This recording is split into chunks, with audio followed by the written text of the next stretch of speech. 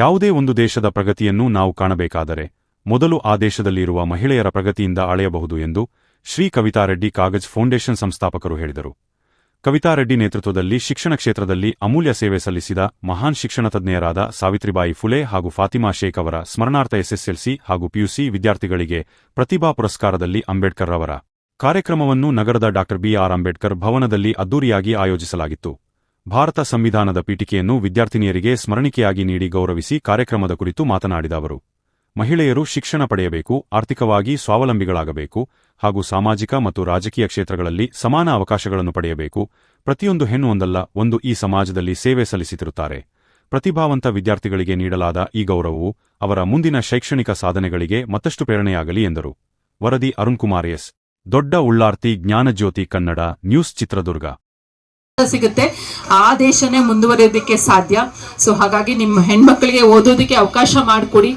ವಿದ್ಯೆ ಇಲ್ಲ ಅಂತ ಹೇಳಿದ್ರೆ ನಾಳೆ ಏನೋ ಒಂದು ಸಮಾಜದಲ್ಲಿ ಏನೋ ಒಂದು ಸಮಸ್ಯೆ ಆದಾಗ ಅದನ್ನ ಎದುರಿಸಬೇಕು ಅಂತ ಹೇಳಿದ್ರೆ ಎಲ್ಲರದು ಜೀವನ ಒಂದೇ ತರ ಇರುತ್ತೆ ಅಂತ ಹೇಳೋಕ್ಕಾಗೋದಿಲ್ಲ.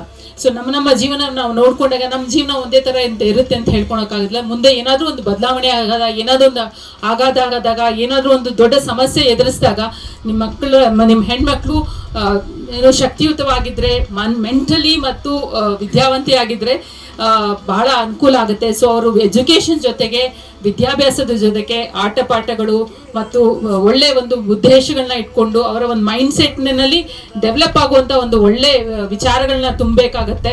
ಸೊ ಇದರಲ್ಲಿ ನಿಮ್ಮ ಪಾತ್ರ ಬಹಳ ಮುಖ್ಯವಾಗಿದೆ. ನಾನು ಎಲ್ಲರೂ ಹೇಳ್ತೀನಿ, ನಮ್ಮ ಮನೇಲಿ ಯಾವ ದೇವ್ರ ಫೋಟೋನು ಇಲ್ಲ, ನಮ್ಮ ಮನೇಲಿ ಇರೋದು ಬಾಬಾ ಸಾಹೇಬ್ ಅಂಬೇಡ್ಕರ್ ಫೋಟೋನೇ. ಸೊ ನಾನು ಯಾರನ್ನೂ ನಂಬಿಲ್ಲ.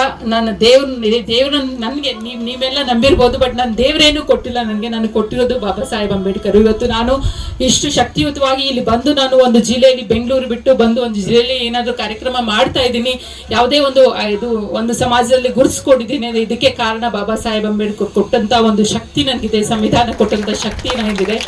ನಾನು ನನ್ನ ಸ್ನೇಹಿತರಿಬ್ರು ಸಂವಿಧಾನಕ್ಕಾಗಿ ಯಾತ್ರೆ ಅಂತ ಹೇಳ್ಬಿಟ್ಟು 2009 ಬೆಂಗಳೂರಿಂದ ಬೀದರ್ವರೆಗೂ ಸೈಕಲ್ ಯಾತ್ರೆ ಮಾಡಿದ್ವಿ. ಇದೇ ಭಾಗದಲ್ಲಿ ಹಿರಿಯೂರು, ಚಿತ್ರದುರ್ಗ, ಮೊಣಕಾಲ್ಮೂರು ಇದೇ ಭಾಗದಿಂದ ನಾವು ಸೈಕಲ್ ಮಾಡ್ಕೊಂಡು ಹೋದ್ವಿ 2019. ಬಹಳಷ್ಟು ಮಾಧ್ಯಮದ ಮಿತ್ರರು ನಾನು ಕೇಳ್ತಾ ಇದ್ರು, ಏನ್ ಮೇಡಮ್ ನೀವು ಬೆಂಗಳೂರಿಂದ ಬೀದರ್ವರೆಗೂ ಏನಕ್ಕೆ ನೀವು ಸಂವಿಧಾನಕ್ಕಾಗಿ ಯಾತ್ರೆ ಮಾಡ್ತಾ ಇದ್ದೀರಾ ಅಂತ ಹೇಳಿ. ನಾನು ಮುಂದೆ ಬರುವ ದಿನಗಳಲ್ಲಿ ನಿಮ್ಗೆ ಗೊತ್ತಾಗತ್ತೆ ಯಾಕೆ ನಾವು ಸಂವಿಧಾನಕ್ಕಾಗಿ ಯಾತ್ರೆ ಮಾಡಬೇಕು ಅಂತ ಹೇಳಿ. ಸಂವಿಧಾನ ಇದ್ದಿದ ತಕ್ಷಣ ಅದು ಎಲ್ಲ ಅನುಷ್ಠಾನಕ್ಕೆ ಬರುತ್ತೆ ಅಂತಲ್ಲ, ಅದನ್ನ ನಾವು ಉಳಿಸುವಂತ ಪ್ರಯತ್ನ ನಾವು ಮಾಡಬೇಕು ಮತ್ತು ಆ ಸಂವಿಧಾನಕ್ಕಾಗಿ ಹೋರಾಟ ದಿನನಿತ್ಯ ಮಾಡಬೇಕಾಗತ್ತೆ. ಸೊ ಹಾಗಾಗಿ ಇದು ಬಹಳ ಮುಖ್ಯವಾದಂಥದ್ದು. ಹೆಣ್ಮಕ್ಳಿಗೆ ಸಂವಿಧಾನದ ಬಗ್ಗೆ ಅರಿವು ಮೂಡಿಸುವಂತ ಬಹಳಷ್ಟು ಕಾರ್ಯಕ್ರಮಗಳು ನಾವು ಹಾಕೊಂಡಿದೀವಿ. ನಮ್ಮದೇ ಒಂದು ಅಭಿಯಾನ ಇದೆ. ನೀವು ನಮ್ಮ ಒಂದು ಏನು ಸಂವಿಧಾನದ ಪೀಠಿಕೆ ಕೊಟ್ಟಿದ್ದೀವಿ ಅದರಲ್ಲೇ ಹಾಕಿದೀವಿ, ಸಂವಿಧಾನ ಅರಿವು ಕಾರ್ಯಕ್ರಮ ಮಾಡ್ತಾ ಇದೀವಿ ಸರ್. ಪ್ರತಿ ಜಿಲ್ಲೆಯಲ್ಲೂ ಪ್ರತಿ ಒಂದು ತಾಲೂಕಿನಲ್ಲೂ ಈ ಒಂದು ಹಮ್ಮಿಕೊಂಡಿದೀವಿ. ಹೆಚ್ಚಾಗಿ ನಾವು ಸಂವಿಧಾನದ ಬಗ್ಗೆ ಗೌರವ ಇಟ್ಕೊಂಡು ನಮ್ಮ ಏನು ಬ್ಯಾಕ್ ಗ್ರೌಂಡ್ ಇದೆ ಯೋಚನೆ ಮಾಡಬೇಕು, ನಮ್ಮ ರೂಟ್ಸ್ ಏನಿದೆ ಯೋಚನೆ ಮಾಡಬೇಕು. ಸೊ ಹಾಗಾಗಿ ತುಂಬಾ ಡಿಸಿಪ್ಲಿನ್ ಆಗಿರಬೇಕು ಹೆಣ್ಮಕ್ಳು. ಸೊ ಕೆಲವು ಸಲ ಏನಾಗುತ್ತೆ, ನಮ್ಮ ಡಿಸಿಪ್ಲಿನ್ ಬಿಟ್ಟು ಹೋಗ್ಬಿಡ್ತೀವಿ ನಾವು.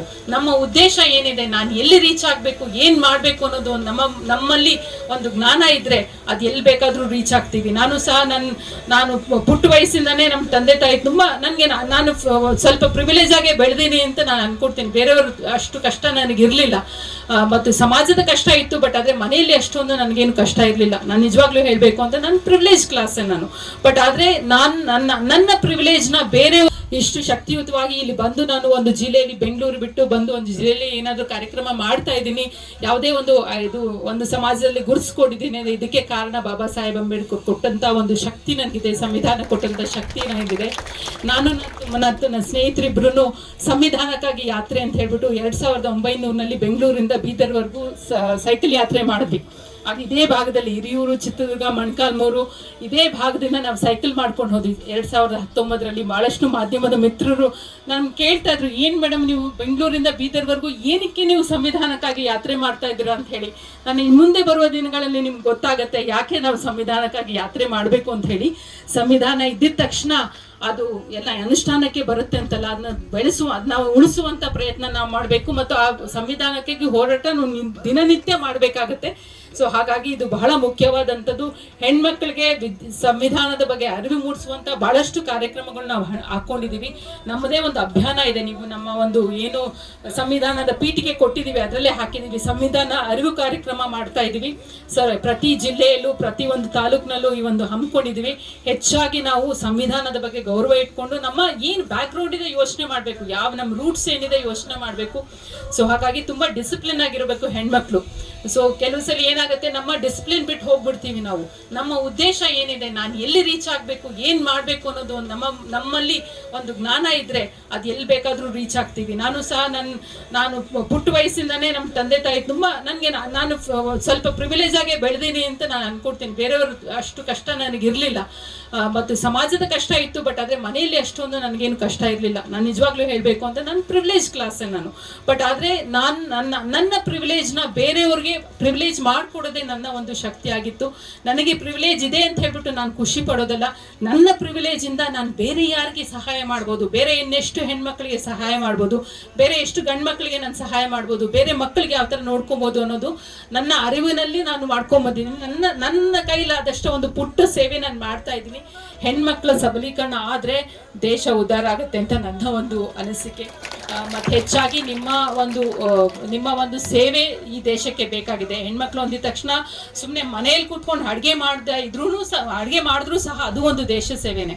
ಯಾಕಂದ್ರೆ ನೀವು ಬೆಳೆಸುವಂತ ಮಕ್ಕಳನ್ನ ಯಾವ ರೀತಿಯಲ್ಲಿ ಬೆಳೆಸ್ತೀರಾ ಅದು ಬಹಳ ಮುಖ್ಯ. ನಮ್ಮ ತಾಯಿ ಏನು ದೊಡ್ಡ ವಿದ್ಯಾವಂತರಲ್ಲ, 10ನೇ ತರಗತಿ ಮಾತ್ರ ಓದಿದ್ದಾರೆ, ಬಟ್ ಅವ್ರು ಯಾವ ರೀತಿ ಮಕ್ಕಳನ್ನ ಬೆಳೆಸಿದ್ರು ಅದು ಸಹ ಒಂದು ಸಮಾಜ ಸೇವೆನೆ, ಅದು ಸಹ ಒಂದು ದೇಶ ಸೇವೆನೆ. ಸೊ ಕೆಲವರೆಲ್ಲ ಹೇಳ್ತಾರೆ, ಹೆಣ್ಮಕ್ಳು ಓದ್ಬಿಟ್ಟು ಮನೆಯಲ್ಲಿ ಮದ್ವೆ ಮಾಡ್ಕೊಂಡು